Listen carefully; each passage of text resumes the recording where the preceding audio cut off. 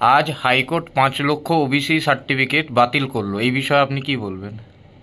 হাইকোর্টের রায়কে আমি স্বাগত জানাই।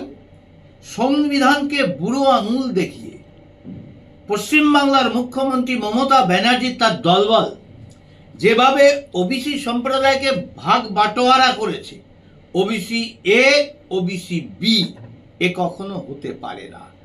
আর আমি ওবিসি সম্প্রদায়ের বহু সংগঠনের সঙ্গে যারা যুক্ত তাদেরকেও আমি আলোচনা করে দেখেছি, তারা অনেকেই এই রায়ে একটা সাইড সন্তুষ্ট হলেও, সার্টিফিকেট সংক্রান্ত বিষয়ে সন্তুষ্ট হলেও, যারা এই ভুয়ো সার্টিফিকেট যাদের দেখানোর কথা নয়, যা যা যেখানে চাকরি পেয়েছে তাদের বেতন সমেত ফেরত দেওয়া উচিত বলে তারা মনে করে।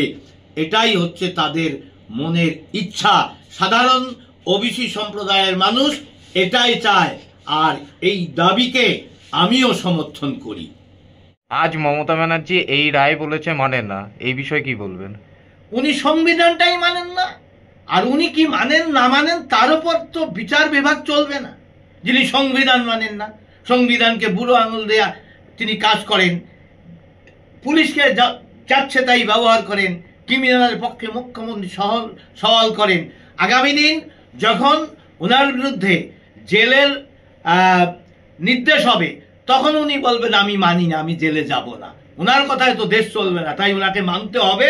এবং আগামী দিন তিনি অনেক থাপ্পড় হাইকোর্ট সুপ্রিম কোর্টে খেয়েছেন, আবার শেষ থাপ্পড়টা এই বিষয়ে আজ সুপ্রিম কোর্টে খাবে। সেখানে চাকরি সহ ওবিসি সার্টিফিকেট বাতিল হওয়া উচিত। আর আগামী দিন আমার মনে হয় বিচার হলে সেটা সম্ভাবনা ব্যাপক আছে।